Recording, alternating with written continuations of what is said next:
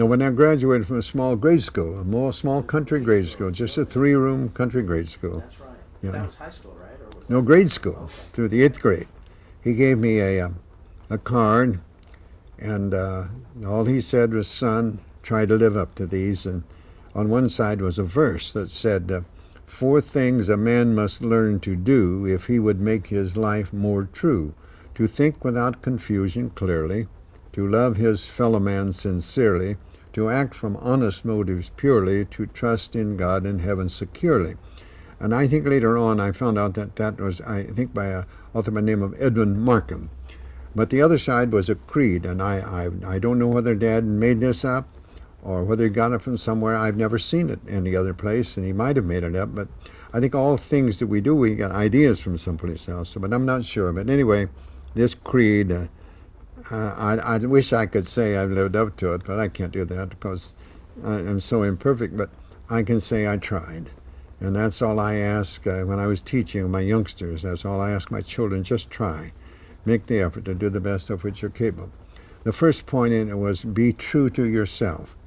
And when I think of that, I think of one of Shakespeare's plays in which one of his characters, Polonius, is talking to his son Laertes, who's leaving home, more or less, well in the world, and Dad thinks he should give him some advice. And he knows he probably won't pay much attention to it, but we feel that way. And I didn't understand that until later, when I got older and had children of my own. But he said, "Neither a borrower nor a lender be, for loan oft loses both itself and friend, and borrowing dulls the edge of husbandry. This above all, to thine own self be true, and it must follow as the night the day. Thou canst not then be false to any man." And I think that's so true. The second point, I believe, was help others. And I think we all know the joy we get in helping others. I don't believe there's any greater joy than to learn that something you have said or done has been meaningful to another, especially when it was done with no thought of something material in return to you. And the next one, I believe, was make friendship a fine art. Don't take friendship for granted. Work at it. Work at making friends. Work in making friendship flourish. Next one was drink deeply from good books, especially the Bible. And there's a lot of good books out there, but too often we judge a book by its cover. And you can go to the bookstores and look at the covers, and that's what people look at, and that's not the best way at all. But that does attract attention. But the Bible is the best, but there's a lot of good books out there too. And then one that I tried to use very much in my teaching was make each day your masterpiece. Just try your best to improve a little each day. Do the best you can each day. Don't expect tremendous improvement. You're not going to. You may make just a little that day, but the next day it's a little more, and the next day it's a little more. And eventually you're going to make considerable progress, but don't think you can skip a day, because you can't make it up. If you can work twice as hard the next day, that shows you could have worked twice as hard the day before. So make each day your masterpiece. And then the next one, I believe, was build a shelter against a rainy day.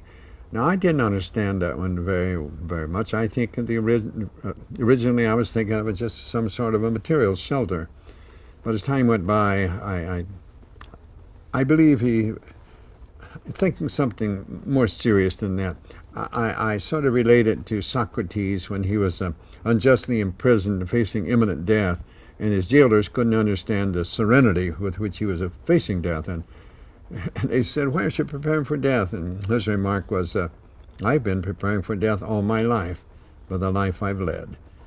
And I believe that's what Dad thought when he put down build a shelter against a rainy day, because that certainly is. And then the seventh was give thanks for your blessings and ask for guidance every day. And I've carried that with me in one form or another since I graduated from grade school. I kept the original for many years until it sort of wore out. But I've carried it. I have little cards that I've passed out to my players, and that list that, and along with a few other things. And I know I'm not what I ought to be and not what I want to be, but I know very well that that's helped me be better than I would have been.